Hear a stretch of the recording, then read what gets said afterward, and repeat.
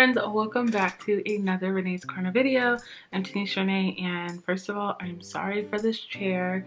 It is literally the same chair that I have in my apartment in St. Louis, and it's so noisy. Like, I feel like this chair is even just slightly more noisy than the one I have in St. Louis, but we're just gonna pretend like it's all fine. It's all good.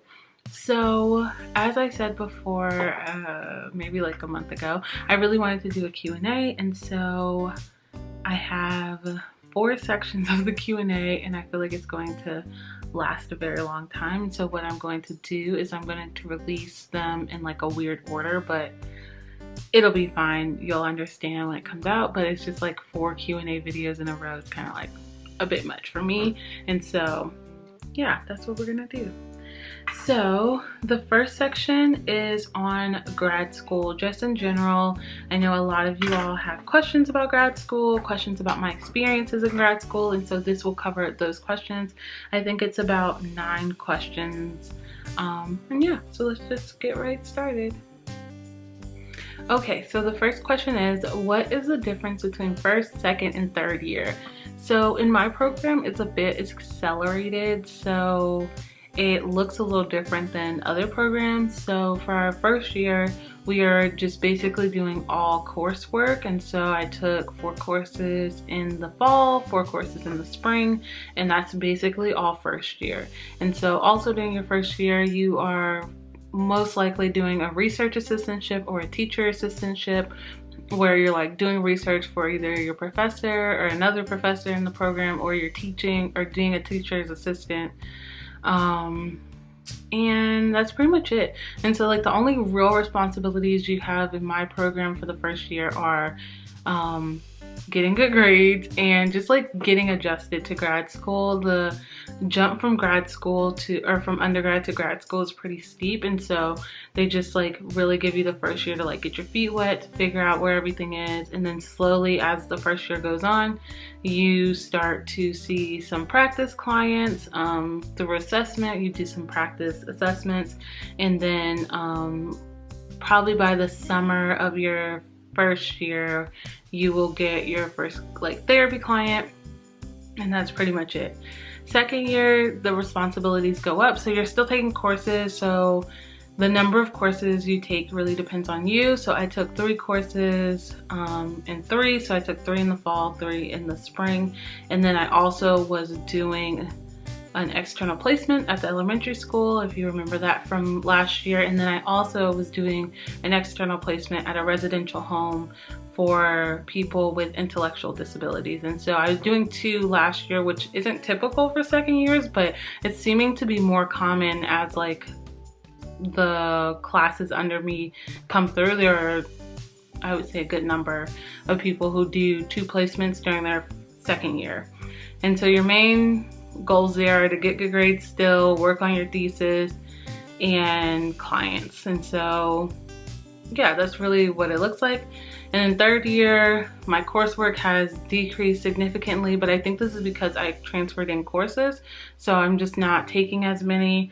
And so your responsibilities here are getting your thesis done. Well, so yeah, getting your thesis done, clients, and your placements. And so like this year, I'm in 2 different placements for 10 hours each. I'm at the Children's Hospital, and then I'm at the Autism Center. And yeah, so the main responsibilities are thesis, research, those kind of things, clients, and your placements. Classes, you should be taking less in theory. But yeah, I would say that those are the main differences. I would just say like how your time is spent each year changes, and so I think that is the most significant difference from year to year. That was a really long question, a really long answer to the questions. Okay, number 2, how are you sure this is the right degree for you? In what ways do you feel confirmed in your choice?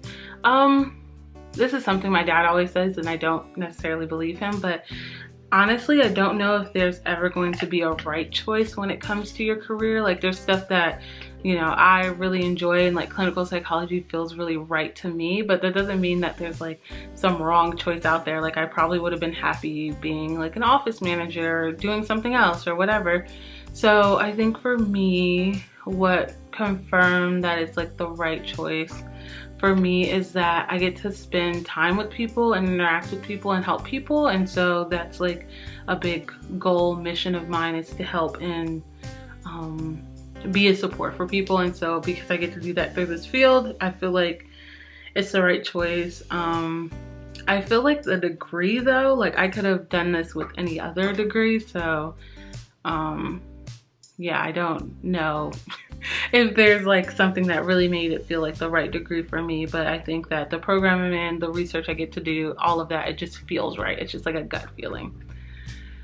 How do you stop procrastinating with schoolwork? I don't. I am terrible at procrastination. If it was less successful and I wasn't good at procrastinating, I probably wouldn't do it, but it is pretty successful. So I have no advice. What I do typically is I'll set timers, and so I'll work for 25 minutes, take a break like the Pomodoros, and that's the only thing I really got. Sometimes you just have to like suck it up and do it, because like it just is what it is. What do you hope to do after the PhD? What are your overall career goals, practice-based or research-based, and did it change when you started grad school?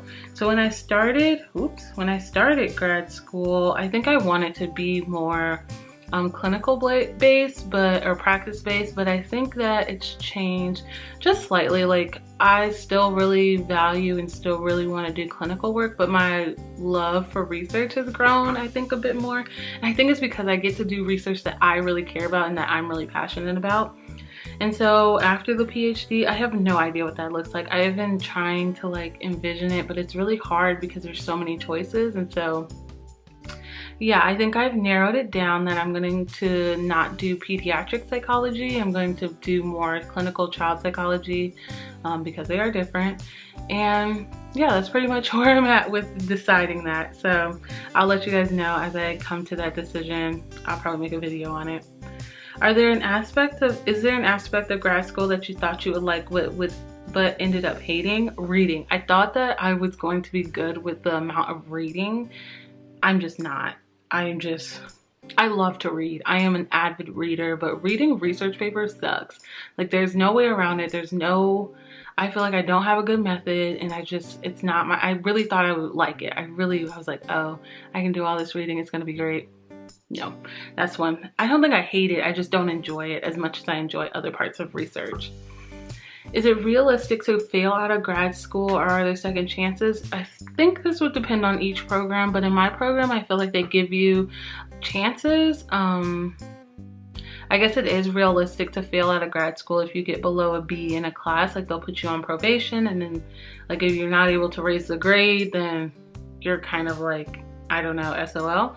But I feel like at least the grad programs I applied to and the grad program I am try to do a really good job of supporting you if you are in that position and helping you get to where you need to be so that you're not failing or anything like that.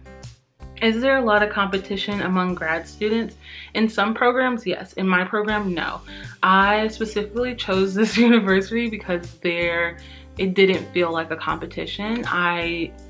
There are so many schools that I interviewed at that just felt like it was like cutthroat, die hard. Nobody was friends because everybody was competing with each other. But in my program, no. Like I feel like my classmates and I are really good friends, and like if there's opportunities that like one of us sees that would fit somebody else's research interest or clinical training or something like that, like we share that among each other. So I think there is a possibility that a grad program will be competitive, but at least in the program I'm in, no. And I don't do well in competition. Like I'm the least competitive person out there, and so like I wouldn't do very well if I was in one of those environments that was super competitive. So if you're applying to grad school, that's something to look out for if you know you don't do well with competition like that. How did you choose where to attend school? So this is kind of complicated because like I was torn between like doing the PhD and doing an MSW and an MPH combined program. And so what really like drove the PhD route is that I would get to work with Dr. banks, and she is an incredible scholar and an amazing mentor, and that's 100% what sold me. I was kind of interested in moving back to the St. Louis area, but not 100%. And I really like the idea that this program was just like, I don't know, it felt more in the middle clinically in practice, or clinical and research. Because like some programs say that, but then they're like super research heavy. But this program really felt like more of the balance that I was looking for. So those are like the top 2 things that helped me choose.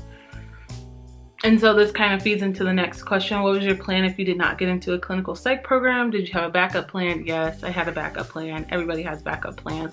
So I was going to go to a master's of social work and master's of public health combined program. And so it was kind of like the best of both worlds. I was going to get the research stuff from public health and then the clinical practice side from the MSW. And that's what I was going to do. And it just, like literally the day I was going to make my deposit for the MSW program, I got accepted to the PhD program. And so I was like, oh, so then I like spent a couple of days thinking about it, milling around, trying to decide what I wanted to do. And then here we are, I'm doing the PhD route. And so like had I went the MSW and PH route, I would have spent those like 3 years doing a master's, work in the field for a couple of days, and then I probably would have went back for a doctorate. So yeah, that was the backup plan. So thank you so much for all these questions. You guys had tons and tons of really good questions, and so I'm going to spend some time going through all of them. But thank you for watching. If you watched this far, leave a red emoji. I will see you guys in the next video. Peace out. I love you all so much. Bye. Oh wait, also if you have questions, other questions about my grad school experience, please leave them below. I will be happy to answer them. Okay, this time for real. Bye.